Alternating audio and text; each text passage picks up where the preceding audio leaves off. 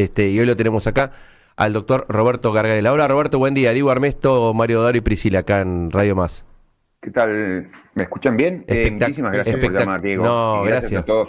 No, gracias a vos, que sé que llegaste hace un ratito de viaje y te agarro con una diferencia de 5 más o menos. Exactamente. Pero bueno, no te voy a... Roberto, yo te Dime. llamo por lo siguiente, me parece, mira, recién hablamos con un diputado nacional de la provincia de Formosa y hablábamos de los temas institucionales, ¿no? Es decir, me parece que el premio Nobel que se ganó Johnson y Robinson, Semoglu. Bien. claro, ha hecho ruido porque premio Nobel de Economía, pero los tipos estudian el tema institucional. Y yo te veo muy activo. Voy a arrancar desde México para abajo, ¿no? Es decir, Muy bien.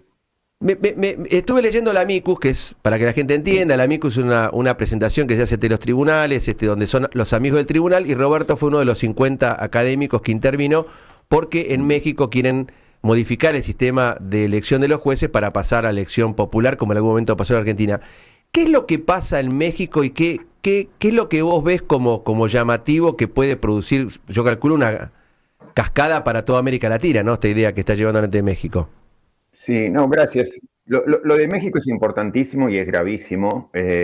Ahí, sí, en efecto, fui uno de los 50 firmantes, pero también es cierto, no me quiero quitar méritos tampoco, que Francisca Pou y yo fuimos un poco los que Sí, le obvio. dimos forma al texto.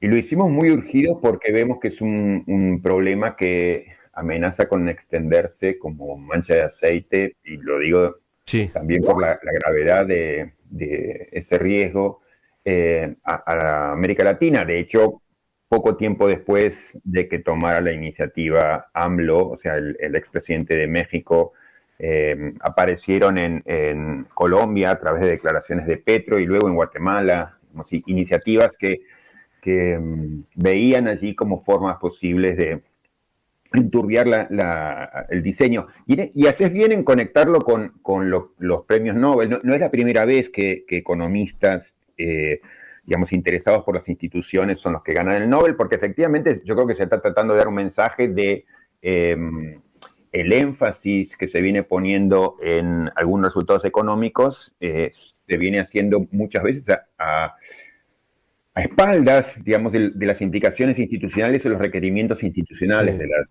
decisiones. Lo de México es gravísimo por muchas cosas.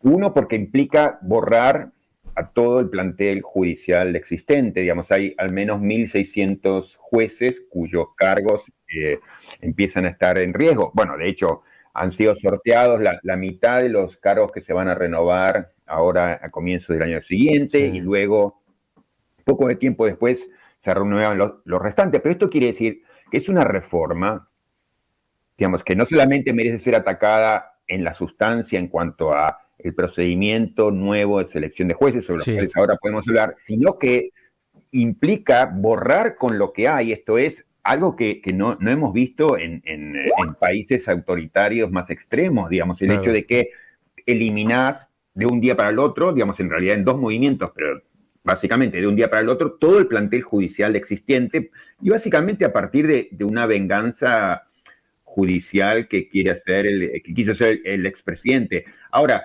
nadie pensaba que eso iba a tener una continuidad tan fuerte, digamos, con la nueva presidenta recién llegada. Pero entonces, por un lado, digamos, hay un problema enorme en remover a toda la estructura judicial entera, digamos, y sobre todo para los cargos más importantes, digamos, porque incluye la Corte Suprema, por supuesto, pero también, digamos, porque le agrega a los jueces que van a llegar un tribunal disciplinario adelante, enfrente, arriba, que va a implicar que ese tribunal va a poder investigar, sancionar o expulsar a un juez si es que, así se dice, no ha obrado con la imparcialidad, objetividad o excelencia necesaria. Esto es obviamente una herramienta de discrecionalidad infinita para el poder de turno. Entonces, hay problemas por remover lo anterior, hay problemas por lo que se va a poner a futuro como control, como espada de Damocles sobre cualquier juez. Yo, juez, digamos, estaría muerto de miedo de hacer cualquier decisión que pueda impactar sobre el poder político reinante, porque me echan sin ninguna duda. Ese es el criterio que ha aparecido.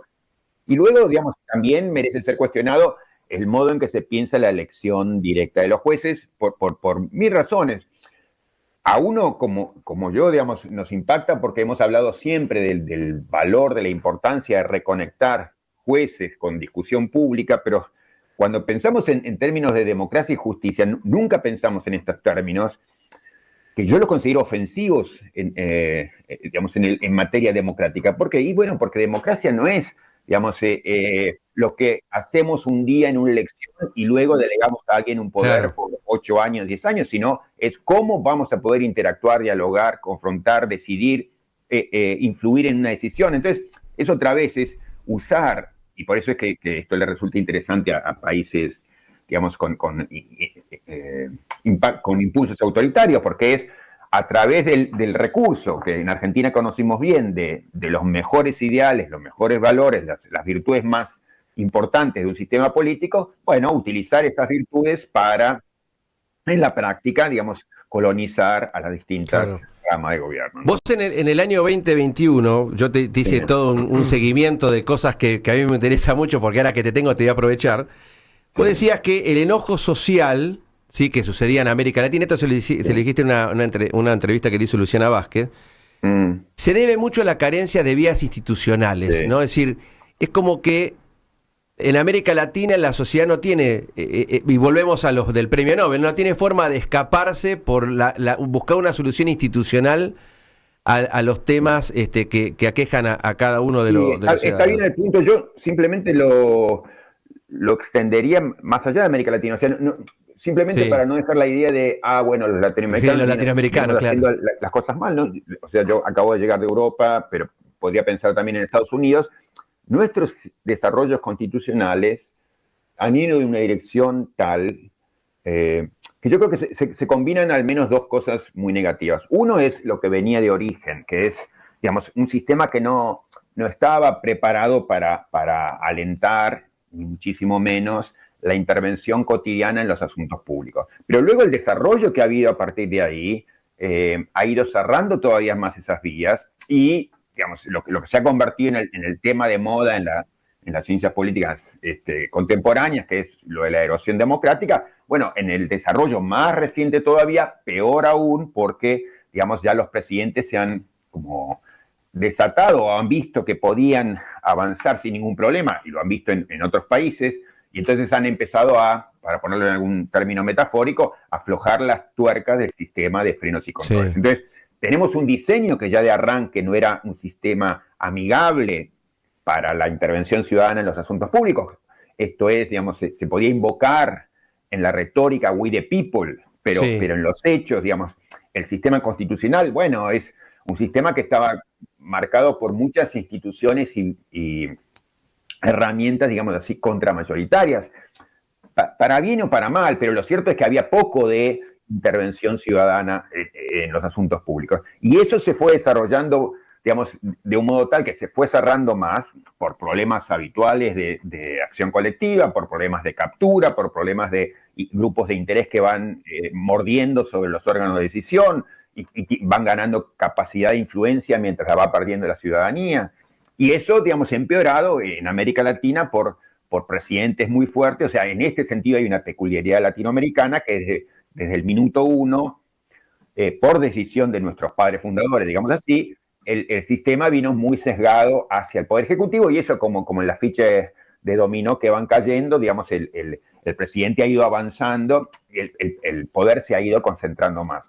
Entonces, entre un Poder Ejecutivo que quiere ir librándose de controles alrededor y Exacto. grupos de interés que le van mordiendo el cuello a los tomadores de decisión, bueno, el sistema ha ido, digamos, siendo capturado y el ciudadano es lo que vemos hoy en América Latina, pero en todo el mundo, está muy, y con buenas razones, muy desencantado, muy frustrado sobre cómo activa, cómo funciona el sistema de toma de decisiones. Y ese es un dato que acabamos de ver, digamos, en España, en Estados Unidos, en todos lados, digamos, vemos fenómenos de ese tipo. Claro, cuanto más frágil es el contexto, cuanto mayores las desigualdades, más grotesco es el asunto y parte de lo que está pasando en México tiene que ver con ese grotesco, ese patetismo, si querés, a la latinoamericana, pero es un problema extendido, digamos, en sistemas constitucionales como los nuestros. Yo lo defino a veces como que, digamos, el traje constitucional ha quedado demasiado chico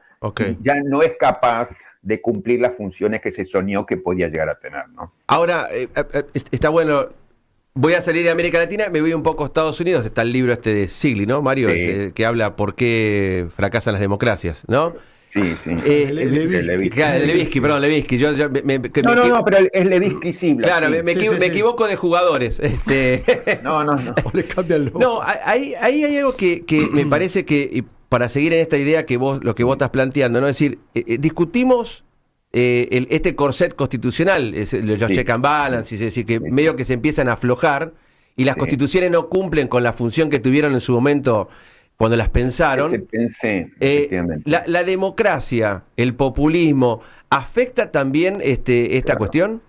Sí, es que yo creo que son como derivados de esa situación, o sea, es un modo en que se aprovecha esta situación. Mira, te agrego una cosa sobre una cita importante que hacías, que es la de Levinsky-Sigli. Yo creo que ellos, digamos, retoman algo que en la literatura en parte estaba explorado, pero creo que hacen bien en subrayarlo, pero ya estaba en los trabajos de Robert Dahl o en un jurista interesante que es Sanford Levinson, que escribió un libro que se llama Our Undemocratic Constitution, nuestra constitución no democrática, así como Dahl había escrito un libro bien interesante. Dahl, que era un liberal conservador. Dahl tiene escrito un libro que se llama La Constitución de Estados Unidos es democrática. Exacto. No, pero él, digamos, está muy lejos de ser un rebelde, un rojo, ¿no? Es un cientista político muy duro, digamos, y él lo que hace, que es lo que retoman Levinsky-Sigli, dice, mira, Estados Unidos, que es un modelo constitucional que digamos, se ha extendido mucho,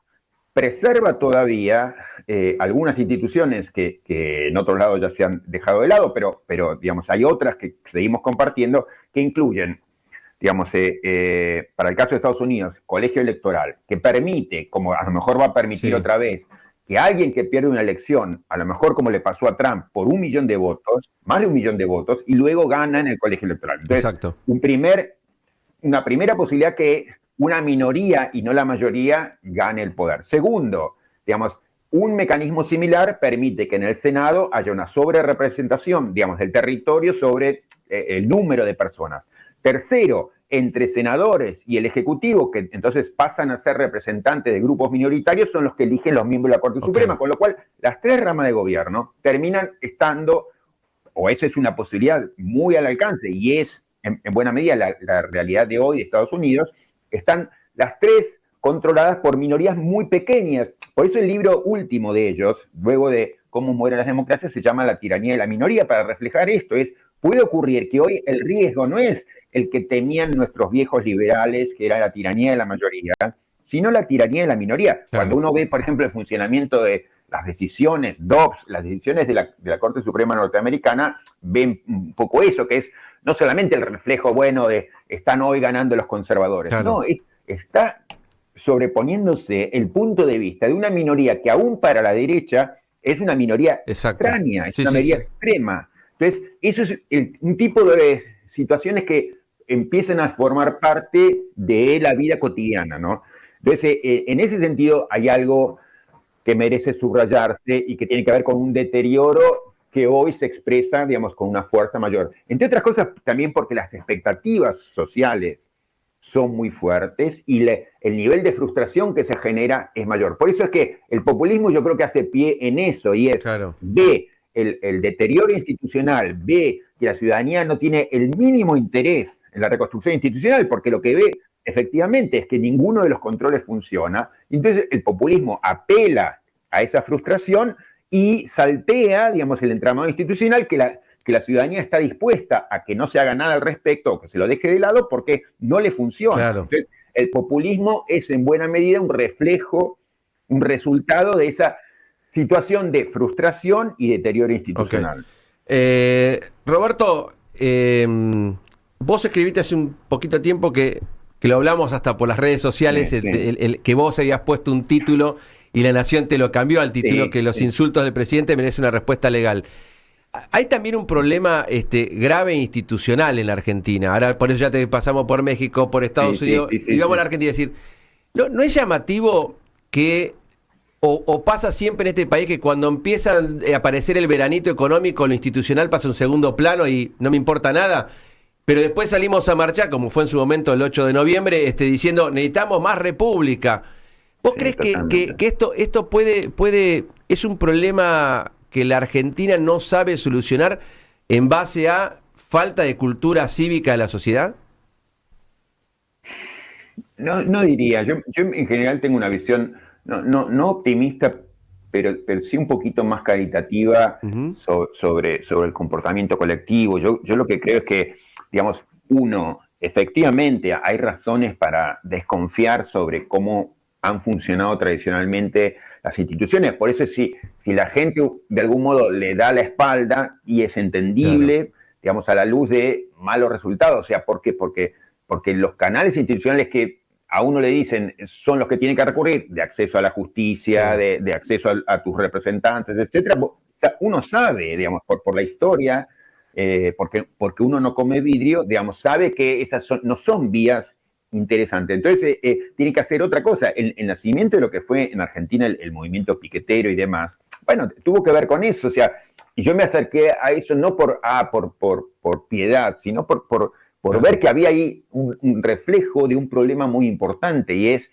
que tenían que hacer algo extraordinario, y en este sentido extrainstitucional o contrainstitucional, porque las vías ofrecidas institucionales no estaban sirviendo. Entonces, si yo voy al representante y no me da bolilla, voy al juez y me procesa, voy digamos, a mi diputado y me desconoce, sí, bueno, entonces, ¿qué hago yo para llamar la atención, digamos?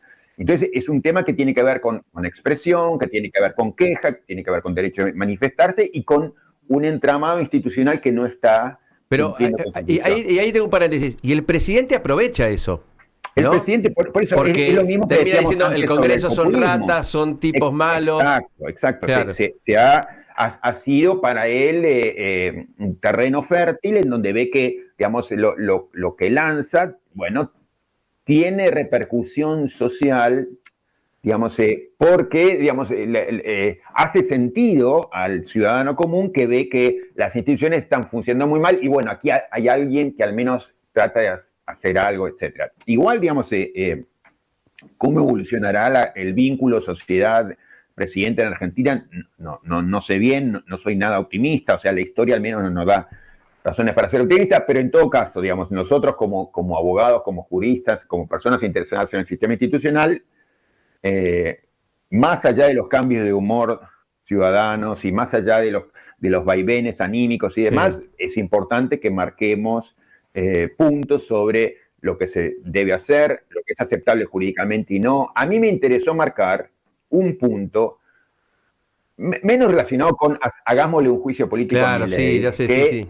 Con la idea de hay problemas, claro, que nos llaman a una reflexión sobre los límites de la libertad de expresión de los funcionarios públicos.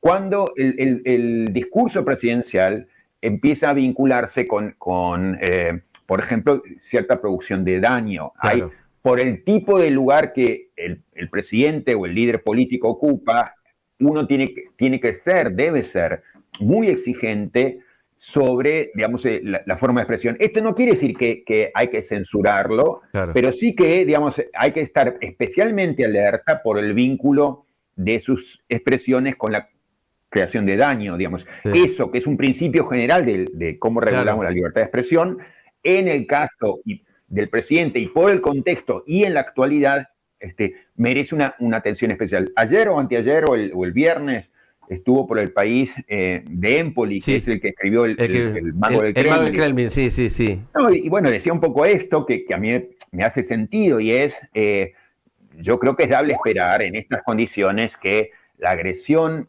que impulsa, digamos, algunos ejecutivos luego se traduzca en la práctica. Pero en todo caso, digamos, yo de ahí lo que retomaría es, dada digamos, la capacidad de influencia del presidente, hay que extremar la atención sobre el discurso, sobre todo sobre ese riesgo de incitación a la violencia. Cuando Trump, digamos, llama a sus adeptos a tomar el Capitolio y demás, bueno, eso fue objeto de un juicio político, porque con toda la razón del mundo uno debe decirle, no, mire, usted, digamos, tiene una responsabilidad muy especial, usted tiene deberes que no solamente se relacionan con decoro, se relacionan con el tipo de vínculo que usted debe tener con las otras ramas de gobierno, el respeto que les debe y el respeto que nos debe a todos, y, digamos, el riesgo de que una incitación a la violencia suya, digamos, se traduzca en la práctica es altísimo. Entonces, otra vez, queremos que haya debate, está perfecto si usted responde a los que lo critican, si usted interviene activamente en el debate público, está excelente, usted puede argumentar y defender sus políticas como quiera.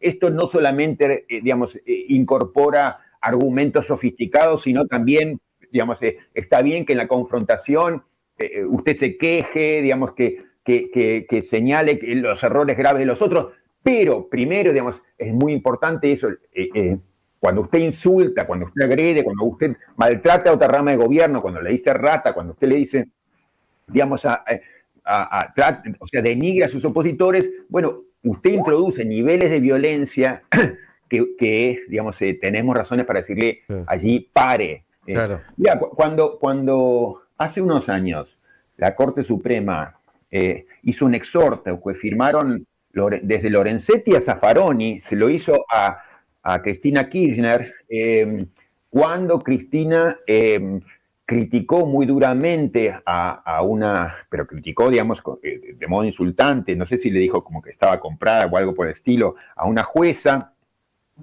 cuando estaba en juego una discusión sobre el uso de las reservas del Banco Central. Sí. Y la Corte dicta un exhorto, hace un exhorto y le dice, mire, usted tiene un deber de mesura especial. Y a mí me parece muy bien. Y ella respondió con su ironía agresiva también, digamos, mesura a mí me suena como censura.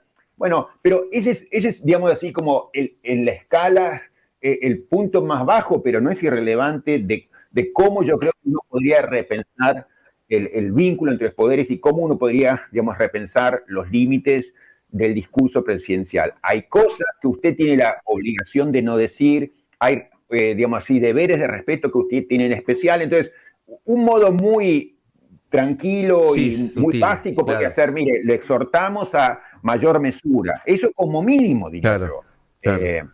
Sí.